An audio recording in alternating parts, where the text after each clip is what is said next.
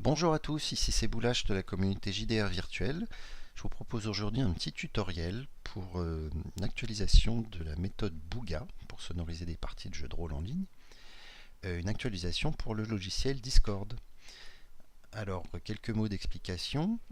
La méthode Booga, c'est donc une méthode expliquée, développée par un membre éminent de la communauté JDR Virtuelle, Booga, qui, gloire à lui, nous a expliqué comment rediriger le son d'un media player tel que VLC, Winamp ou autre vers un canal de TeamSpeak, du logiciel de conférence audio TeamSpeak.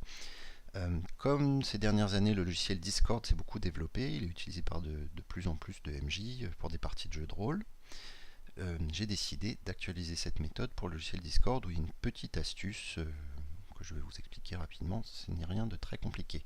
Alors je ne vais pas m'étendre sur la méthode Booga, je vous conseillerais de regarder la petite vidéo qu'il a montée il y a quelques années sur sa chaîne YouTube, qui est très très bien faite, qui vous explique un petit peu la configuration qu'il faut utiliser, les logiciels à utiliser. Donc vous aurez besoin d'un logiciel de câble virtuel, du logiciel Discord évidemment, et puis d'un media player, alors qui peut être VLC encore une fois, Winamp. Aujourd'hui on va utiliser un logiciel qui s'appelle Atmosphere Maker, qui est plus on va dire dirigé, ou en tout cas conçu pour sonoriser des parties de jeux de rôle ou des choses comme ça. C'est-à-dire ça permet de mixer des musiques, des bruitages, etc. Donc c'est un petit logiciel que je vous conseille chaudement, qui se présente comme ça. Donc si vous ne le connaissez pas, si vous préférez utiliser un autre logiciel, il n'y a aucun problème. Ça marche aussi à partir du moment où vous êtes capable de configurer la sortie audio de votre media player. Donc, ce qui vous permettra de jouer des fichiers présents sur votre ordinateur et de les faire sortir sur un canal de Discord.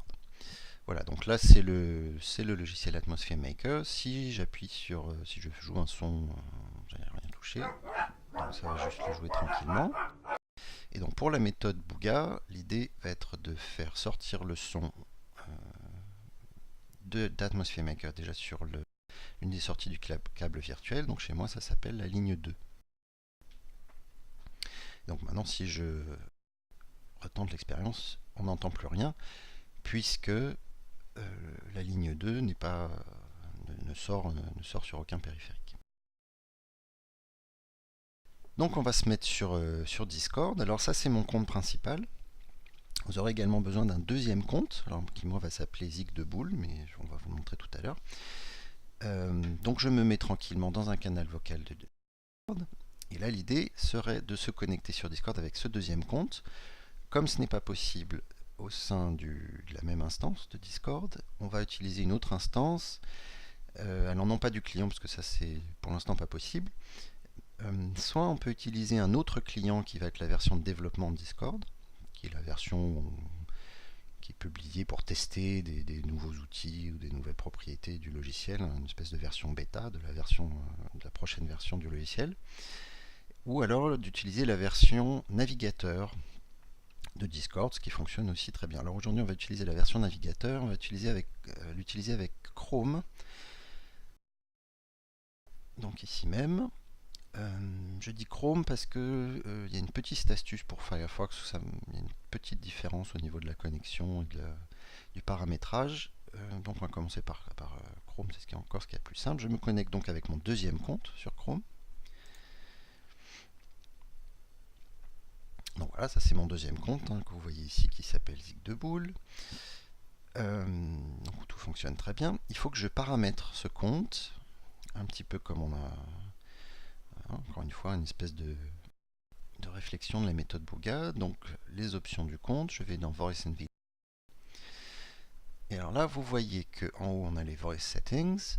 Le Input Device, c'est ma ligne 2, c'est-à-dire je lui dis, il faut que tu reçois le son de mon player. Le Output, c'est la ligne 1, pour pas qu'il y ait de problème d'écho après, mais ça c'est une autre affaire. Autre paramétrage important, il faut que dans le Input Mode, vous ayez la Voice Activity, avec la réglette la sensibilité réglée au minimum pour que dès qu'il y a le moindre son qui arrive sur la ligne 2, il se déclenche. Donc maintenant, si je joue un son du Atmosphere Maker, vous allez voir que la petite barre, on va toujours rien entendre, hein, vu qu'on n'est pas dans le canal vocal, mais vous allez voir que ça va réagir. Un petit peu de musique. Voilà, donc vous voyez la barre de la Voice Activity qui bouge un petit peu, hein, pour dire que bah voilà, il reçoit quelque chose. Et donc maintenant, on va tout simplement aller se mettre dans le canal vocal. Hein, donc ça, c'est mon serveur. On va se mettre dans le canal vocal. Et on entend la musique dans le canal vocal, et c'est formidable.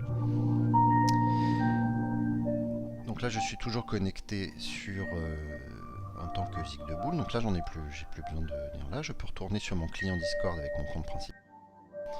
Je vois effectivement zig de boule. On peut évidemment faire un clic droit, régler le volume, hein, si c'est trop fort, pas assez fort. Et vous êtes pareil, là vous pouvez utiliser votre Atmosphere Maker comme vous le voulez, de façon complètement indépendante de votre voix. Alors vous remarquerez peut-être, je ne sais pas si ça va s'entendre sur la vidéo, mais en tout cas vous remarquerez peut-être que la qualité du son est pas grandiose. D'une manière générale, faire passer de la musique sur Discord, c'est quelque chose où vous allez avoir une perte de qualité qui est bien plus importante que sur un logiciel comme TeamSpeak, quel que soit le processus utilisé. Donc c'est quelque chose à éventuellement prendre en compte jusqu'à ce que Discord s'adapte, hein, change ses codecs, sa méthode de faire. Mais comme encore une fois, il y a plein de très nombreux NJ qui veulent utiliser Discord, mais qui ont déjà prévu des playlists, qui ont l'habitude d'utiliser des players ou SceneSound ou Atmosphere Maker, tous ces logiciels très sympas. Et ben là, c'est une petite méthode qui vous permettra de faire la transition sans trop de problèmes. Donc voilà, on peut continuer, hein. Notre musique très intéressante, et puis toujours notre petit bruit de chenille qui marche toujours aussi bien. Voilà, bah j'espère que cette vidéo vous sera utile. Et puis je vous dis à très bientôt, peut-être pourquoi pas autour d'une table virtuelle. À bientôt, au revoir.